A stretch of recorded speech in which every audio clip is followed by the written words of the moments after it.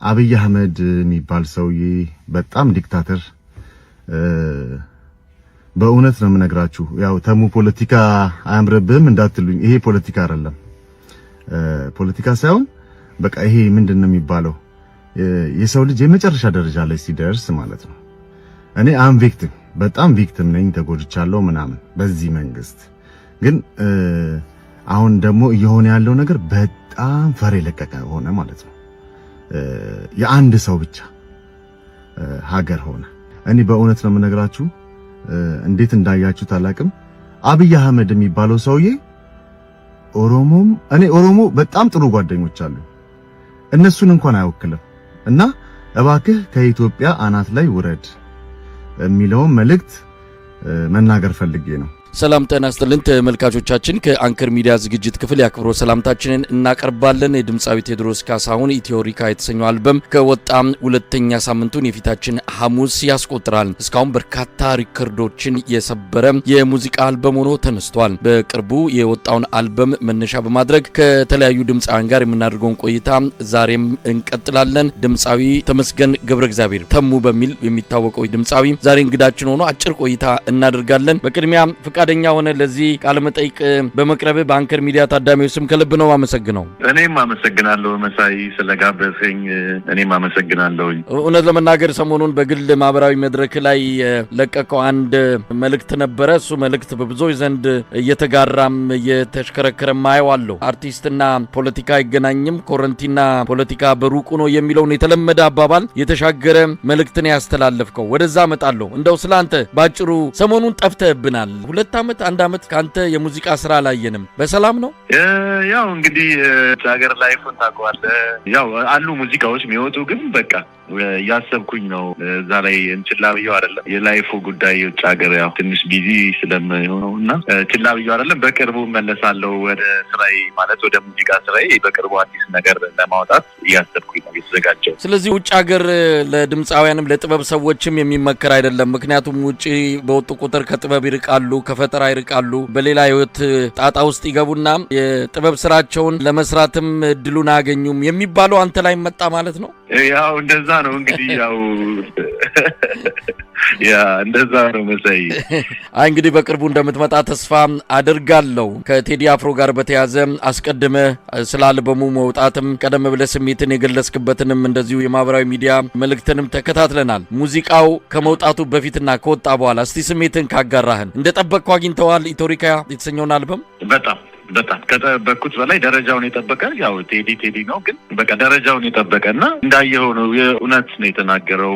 ውስጡ ያሉት ሀሳቦች እውነት ናቸው። ለዛ ነው በዚህ ያህል ህዝቡ የወደደውና ከቴዲ ባሻገር አሁን የወጣው ደግሞ ኢትዮሪካ አልበም እውነት ለመናገር በጣም ደረጃውን የጠበቀ አልበም ሆኖ ነው ያገኘሁት። እኔ ተመችቶኛል። እንግዲህ ተመስገን ምናልባት ከአልበሙ መውጣት በፊት የሰጠውን ማስተያየት አይተናል።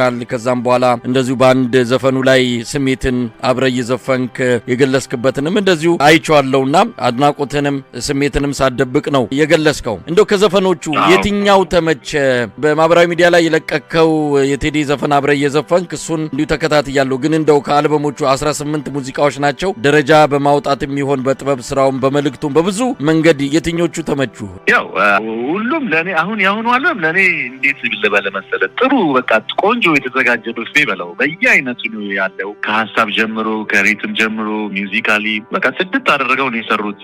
ሚክሲንጉ ምንም አሪፍ ነው። ግን አንደኛ ይሄ ዳስታል የሚለው በቃ እሱ የሆዴን እኔ ውስጤ ላይ ያለውን ነገር የገለጸልኝ ማለት ነውና እሱ ትልቁ ዘፈን እሱ ነው። አሁን ከሀገር በላይ መቼም ምንም ነገር የለም አይደለ መሳይ? እሱ ትልቁ ሙዚቃ ነውና ለኔ የሆዴን ገልጾልኛል። ሌሎቹ ግን እንደየስታይላቸው በጣም ቆንጆና ሐሳባቸው ጥሩ የሆኑ ሙዚቃዎች ሆነው ነው ያገኘኋቸው። ሁሉንም ወድጃቸዋለሁ እውነት ለመናገር። እንግዲህ ያንን አልበም መውጣት ተከትሎም በማህበራዊ ሚዲያ ላይ ያስተላለፍከው መልእክት ነው ሰሞኑን መነጋገሪያ የሆነው። አብይ አህመድን ከኢትዮጵያ አናት ላይ ውረድ በሚል ጠንከር ያለ እውነት ለመናገር ጠንከር ያለ ነው። በእንደዚህ አይነት መልኩ ፊት ለፊት ግልጽ በሆነ ቋንቋ መልእክት ማስተላለፍ መቻል በራሱ ጥንካሬን ይጠይቃል፣ ውሳኔን ይጠይቃል እና ያንን በማድረግ በግሌ ማድናቆቴን ነው የገለጽኩት። ብዙዎችም ያንን ስሜት እንደሚጋሩ ያየው ነው ያለው። ሰላም ጤና ይስጥልኝ። ተመስገን ገብረ እግዚአብሔር ነኝ። ዛሬ በአዲስ ቪዲዮ ነው የመጣሁት። በጣም የሀገራችን ነገር እንግዲህ እንደምታዩት በጣም ያሳዝናል። አብይ አህመድ የሚባል ሰውዬ በጣም ዲክታተር በእውነት ነው የምነግራችሁ። ያው ተሙ ፖለቲካ አያምርብህም እንዳትሉኝ፣ ይሄ ፖለቲካ አይደለም። ፖለቲካ ሳይሆን በቃ ይሄ ምንድነው የሚባለው የሰው ልጅ የመጨረሻ ደረጃ ላይ ሲደርስ ማለት ነው። እኔ ቪክቲም በጣም ቪክቲም ነኝ፣ ተጎድቻለሁ ምናምን በዚህ መንግስት። ግን አሁን ደግሞ እየሆነ ያለው ነገር በጣም ፈር የለቀቀ ሆነ ማለት ነው።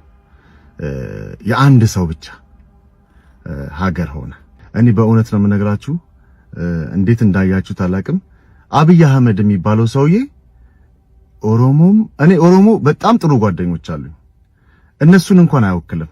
እና እባክህ ከኢትዮጵያ አናት ላይ ውረድ የሚለውን መልእክት መናገር ፈልጌ ነው። እና እስቲ ወደዚህ መልእክት ያንደረደረ ያመጣህ ውሳኔ ምንድነው? ለምን በዛ መጠን፣ በዛ ቶን፣ በዛ ቅላጼ፣ በዛ መልእክት ስሜትን ልታጋራ ቻልክ? ነገሩ እንኳን ከራሴ ላይ ከደረሰውና አሁን ከሚሆነው አንጻር መሬት ላይ ካለው ፋክት ነው የተናገርኩት። ይሄ ፖለቲካም አይደለም። ፕላስ ደግሞ ሁሉም ኢትዮጵያዊ 120 እና 130 ሚሊዮን ኢትዮጵያዊ ብትጠይቀው የሚያውቀውን ነገር ነው የተናገርኩት። ለኔ ብቻ የበራልኝ ነገር አይደለም። ማንም ሰው ደስተኛ አይደለም። ከአራቱም አቅጣጫ ማንም ተደስቶ የሚኖር ሰው የለም። መሳይ እንዳየው ነው ሁሉም ነው የተጎዳው። እና የአንድ ግለሰብ አይዲዮሎጂ በቃ እንደዛ ነው የሆነ ያለው። የአንድ ሰው የአንድ ግለሰብ ሀገር ሆነና አሁን ከሰሞኑም ሙዚቃ ሰማችሁ ተብሎ እስከ ማሰር ድረስ የትም ዓለም ላይ የሌለ ነገር። አንድ የአርት ሰው ፈጣሪ በሰጠው መክሊት የተሰማውን ጽፎ ለህዝብ ያቀርባል። ህዝብ ደግሞ ከወደደው ይሰማዋል። እዚህ ሰዓት ላይ እንዴት ትሰማለህ ተብሎ ሰዎችን እስከ ማሰር ድረስ መድረስ ይሄ ልክ አይደለም። በቃ ሊባል የሚገባ ነው። ይሄ ትንሹን ነው የምነግርህ። ከዚህ በላይ የሆነ ነው። እዚሁ ነገር በየቀኑ ብትዞር በየቦታው ሰው ይጨፈጨፋል። ዲክታተር ነው ሰውየው እንደምታየው። ቢሆን እንደዚህ አይነት ነገር ሲወደድ ሙዚቃ ሲሰማ፣ የቴዲ ሙዚቃ ሲሰማ ቢሆን ማድረግ የነበረበት ማለት አስተዋይ መሪ ስትሆን የምታደርገው ኦኬ ምንድነው ለካ እኔ ጋር የጎደለ ነገር አለ ምን እያረኩኝ ነው ብለህ ራስህን ነበር የምትፈትሸው። ግን አሁን ያለው መሪ እንደዛ አይደለም። ከዛም ትንሽ ውስጤ ከነበረው እኔም ቪክቲም ነኝ። በዚህ መንግስት ነው ከሀገር የተሰጥቼ የምኖረው። እሱም ተደምሮ ነው። እና ሁሉም ኢትዮጵያዊ ብትጠይቀው የሚነግርህ ነው። ሁሉም ሰው ደስተኛ አይደለም በዚህ ስርዓት። እና ለዛ ነው መሳይ እንግዲህ ከኢትዮጵያ አናት ላይ ውረድ ብላል። የግልም በደል በግልም የደረሰብህ እንዳለ ገልጻል። እንግዲህ ያንን በአደባባይ መግለጽ ከቻልክ ልንሰማ ዝግጁ ነን። ግን ምንድነው የደረሰብህ የሚለውን ጥያቄ ባነሳ ለመመለስ ፈቃደኛ ነህ? ምንም ችግር የለም። በዚህ ስርዓት ነው በቃ ቪክቲም ነኝ የምልህ። ሰዓቱ በዛ ሀገር በነበርኩበት ሰዓት በስሜና ከመጣሁበት እኔ አክቹአሊ አዲስ አበባ ልጅ ነኝ። ግን በስሜና ከመጣሁበት ብሔር የተነሳ እንዳለመታደል ሆኖ በጣም ተሰቃይቼ ነው ከሀገር የተሰደድኩት ማለት ነው። የዚህ ስርዓት እኔም ቪክቲም ነኝ ልልህ ፈልጌ ነው። ምናልባት ተሰድጄ ነው ሲባል አገር ቤት መኖር የማያስችል ሁኔታዎች ነበሩ ማለት ነው? አዎ ይሄ ሁሉም ላይ የሚደርስ እንደሆነ በእርግጥ ምንም ጥርጥር የለውም። በተለይ የወጣሁበት ማህበረሰብ ስትሊያ ማህበረሰብ የትኛው እንደሆነ ተመልካቾችም ይገምታሉ ብዬ እጠብቃለሁ። ነገር ግን አብይ አህመድ ለሁሉም ጠላት ነው። አንድ ብሔረሰብ ላይ በእርግጥ በከፍተኛ ደረጃ ጭካኔውን ያሳየ ቢሆንም ወጣሁበት ለሚለው ወክየዋለሁ ለሚለውም የኦሮሞ ማህበረሰብ ጭምር በጭካኔ የሚያደርገውን ድርጊት እንግዲህ የኦሮሞ ህዝብም እየተቃወመው የሚገኝ ጉዳይ ነው። እንደው ስለዚህ መሪ ስታስብ ምንድነው? አንተ ወጣት ነህ፣ ብዙ መስራት ትፈልጋለህ። በዚህ ሰዓት ላይ ስደት ሳይሆን በተለይ አርቲስት የጥበብ ሰው ሀገሩ ላይ ሆኖ ከሀገሩ የሚያዩን እየጻፈና ያንን በጥበብ እየገለጸ መኖር ቢችል ነው የሚመርጠው። ግን እንደ አንድ ወጣት ይህን አገዛዝ ይህን ዘመን እንዴት ትገልጸዋለህ? ምን መሰለህ እንደምታየው ዋና ዘይት ሆኗል አሁን ህዝብና መንግስቱ። ይሄ እኮ የሚታይ ነገር ነው። በቃ የአንድ ሰው አይዲዮሎጂ ነው አሁን እየበጠበጠ ያለው ሰውየው ነው። እና እሱ አካባቢ በሱ ጥቅም የሚያገኙ ሰዎች ናቸው እንጂ ሰው እኮ እየኖረ አይደለም መሳይ። ወይ ፋይናንሻሊ ወይ ፊዚካሊ ወይ ሜንታሊ እያንዳንዱ ኢትዮጵያዊ ተጎድቷል። እያየ ነው። ዶክተሮች፣ አስተማሪዎች ደስተኛ አይደሉም። በየጊዜው ሰልፍ እየወጡ እየተናገሩ ነው። መሪ ስትሆን ይህን ካልሰማ ታዲያ ማንን ነው የምትመራው? እና እንደዚህ ደግሞ ሲባል እንዴት እንደዚህ ትላላችሁ? ሙዚቃ ሲወጣ ለምን ትሰማላችሁ? በቃ ለእኔና ለእኔ ብቻ እኔን የሚደግፍ ብቻ ነው የሚኖረው ከተባለ ይሄ እንዴት ሆኖ ይሆናል? እንዴትስ ይዘለቃል? ከዛ እየጨፈጨፍክ ሰው እያስለቀስክ እያስራብክ እያየ ነው ኢኮኖሚ ሁሉም ሰው የተማረው እንደዚህ እንዴት ይዘለቃል? እና እዚህ ጋር በቃ እንደዚህ ትውልድን የማስተላልፈው እውነት ለመናገር በቃ ሊባል ይገባል። እዚህ ሰዓት ላይ ቴዲ እንዳለው ያለ ቦታ ሲሆን ዝምታ ለበግም አልበጃት አይደል ያለው ግጥሙ ላይ አንድነት ያስፈልጋል። አየህ እዚህ ጋር አንድነት ያስፈልጋል። እና በቃ ኖ ሊባል ይገባል። በቃ ከዚህ በላይ ኖ ሊባል ነው የሚገባውና ሳንነግርህ አላልፈው በጣም የሚሰማኝ ስሜት ኢትዮጵያን የሚያታክል ትልቅ ሀገር በእንደዚህ አይነት ሰዎች መውደቋ ግን ሁሉ ጊዜ ያሳዝነኛል። የእውነት ድንገር ምን ማለት ነው? በእንደዚህ አይነት ሰው ኢትዮጵያ ትልቅ ሀገር ነች። በእንደዚህ አይነት ሰው እጅ ላይ መውደቋ በጣም ያሳዝነኛል። እንግዲህ አገር ቤቱ ሆኖ ቴዎድሮስ ካሳሁን ይህን ዋጋ ይከፍለዋል። ብዙዎቻችን የምንደነቀው በአምባገነኖች ፊት፣ በጨካኞች ፊት ልካቸውን መንገር፣ ጨካኝነታቸውን መንገር፣ ይህንን የመሰለ መስዋዕትነት የለም ነው። አንተ ውጭ ሆነ መቃወም ለምን አገር ቤት መተ እንደ ቴዎድሮስ ካሳሁን ዋጋ አትከፍልም ለሚሉ ምላሽ አለ ይሆን? ውጭ ወጥቶማ ማንም ይናገራል። እንደ ቴዎድሮስ ካሳሁን አገር ቤት ሆኖ አምባገነኖች ፊት ነው ልካቸውን ወይም ማንነታቸውን ጭካኔያቸውን መጋፈጥ የሚል ነገር ይነሳልና ለዚህ ምላሽ ምንድን ነው? ያ ቴዲን ከሁላችንም የሚለየው እሱ ነው። ያው ስርዓቱ ላይ ሆነ ይህን መናገር ራሱ ብቃት ይጠይቃል። ግን እኔም እንደነገርኩ እዛ ያለው ደስተኛ ሆኜ አይደለም፣ በብዙ እየተፈተንኩ እንዲኖርኩት ደስተኛ ሆኜ ተመችቶኝ አይደለም የተቀመጥኩት የነበረው፣ እየተሰቃየው ነበረ በስርዓቱ ማለት ነው። እና ይሄን ለማድረግ የተመቻቸ ሁኔታ አላገኘውም ማለት ነው። ግን ቴዲን ከሁላችንም ይለየው ይሄንን ነው። ይሄንን ሳላደንቅ አላልፍም። እንግዲህ ድምፃዊ ተሙ አርቲስትና ፖለቲካ አይገናኙም። አብይ አህመድም ድምፃውያንን የኪነ ጥበብ ሰዎችን ሰብስቦ ፖለቲካ ውስጥ የገባችሁለት ነው የኪነ ጥበብ ስራችሁን የተሰናበታችሁት ይላል። እንደው በዚህ ላይ አስተያየት አለ? እኛ ጥበብ ሰዎች ነን፣ ጥበብና ፖለቲካ አይገናኝም የሚል ልክ እንደ እግዚአብሔር ቃል እንደ መጽሐፍ ቅዱስና ቁርአን ውስጥ እንደተጻፈ አርቲስቶች የኪነ ጥበብ ሰዎች ፖለቲካን አይነኳትም የሚል ነገር አለ። ትስማማለህ በዚህ? እሱን ነው የምልህ። ስነግርህ የነበረው ሰውየው እሱን ካልደገፍከው በቃ ምንም እሱን ያልደገፈ ሰው በቃ ልክም አይደለም። ብታቅም ባታቅም አታቅም ነው የሚልህ። ስለዚህ ይሄ ደግሞ የወጣ ዲክታተርስ የሆነ አንድ መሪ እንደዚህ ነው የሚሆነውና እኔ ቱ ቢሆነስ ድምፁንም ስሰማው ብዙም ስለሚያመኝ እኔ ብዙም አልሰማውም። አሁን እኔ አሰን አርቲስት እኮ ነው አሁን እኔ የምነግርህ የግሌ የራሴ አስተሳሰብ እንደ አርቲስትም እንደ አንድ ኢትዮጵያዊ መጀመሪያ፣ ቀጥሎ ደግሞ እንደ አርቲስት አሁን ይሄ እያንዳንዱን ሰው የሚመለከት የሀገር ጉዳይ ነው። ገባህ አይደለ? ከዚህ በላይ አገሪቷ እንዴትም እስቲ አሁን ሰው ነግዶ የት ነው የሚበላው? እውነት እንነጋገር ተባለ። ድሮ ከሐዋሳ ድሬዳዋ ሰው ሄዶ ይነግዳል፣ ከናዝሬት መቀሌ ሰው ይነግዳል። አሁን እስቲ ወዴት በነፃነት እንኳን የምትንቀሳቀስበት አየር የለም እንደምታየው። ስለዚህ ይሄ ካላናገረ ይሄን ለመናገር አርቲስትም መሆን አይጠበቅብህም። አንድ ጤነኛ ሰው በቃ ይሄ አይቶ መፍረድ የሚችል ሰው መናገር የሚችለው ነው። ስለዚህ አርቲስት ይሄ ለራሱ እንዲመቸው አድርጎ ያወራው ነገር ይሆናል እንጂ እኔ አልቀበለውም። ይሄን አሁን እንግዲህ የኢትዮጵያ ሁኔታ እጅግ ከባድ ሆኗል። ድምፃዊ ቴዎድሮስ ካሳሁንም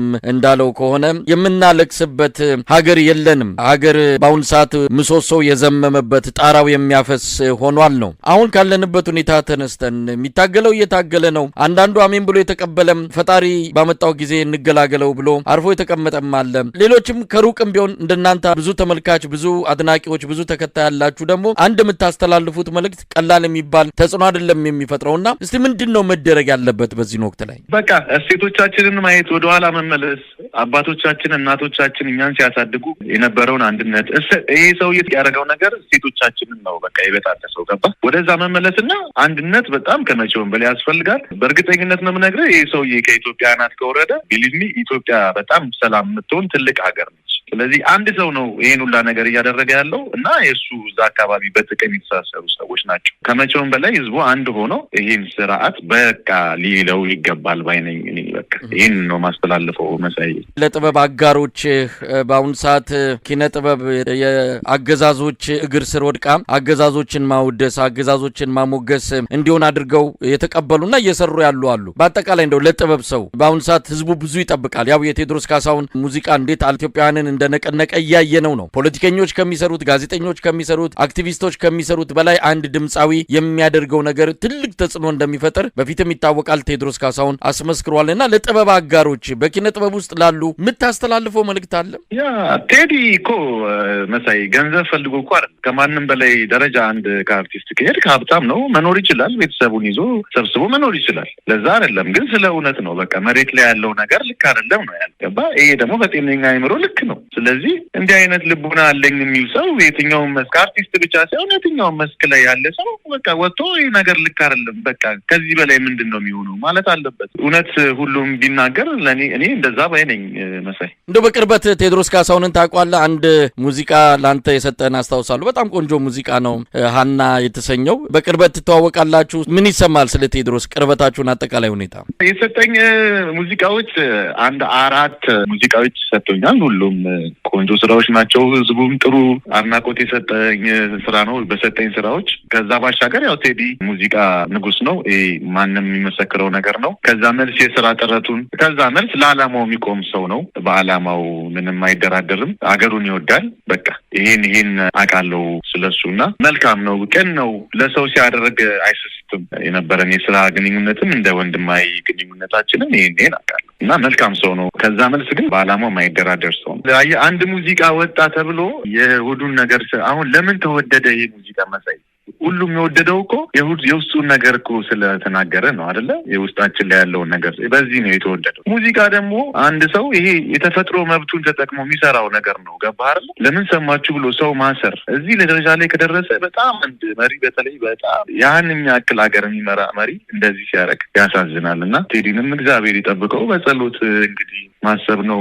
እግዚአብሔር ይጠብቀው። እሱን ነው የምለው። መቼን ጠብቅ ያንተን ስራ እንግዲህ እኔ የተዘጋጀው ነው መሳይ አዲስ ስራ ለማውጣት አዲስ ሙዚቃ ለማውጣት ቆንጆ ሙዚቃ ለማውጣት እየተዘጋጀው ነው። እስቲ በቅርቡ አንድ ቪዲዮ እንትን አደርጋለሁ። በጣም አመሰግናለሁ ድምጻዊ ተመስገን ገብረ እግዚአብሔር ተሙ። መልካም እድል። ሌላ ጊዜ እንገናኛለን። እግዚአብሔር ይስጥልኝ። ጤና ይስጥልን። እኔም ስለጋበዝከኝ አመሰግናለሁ መሳይ። እኔም በጣም የማመሰግነው እግዚአብሔር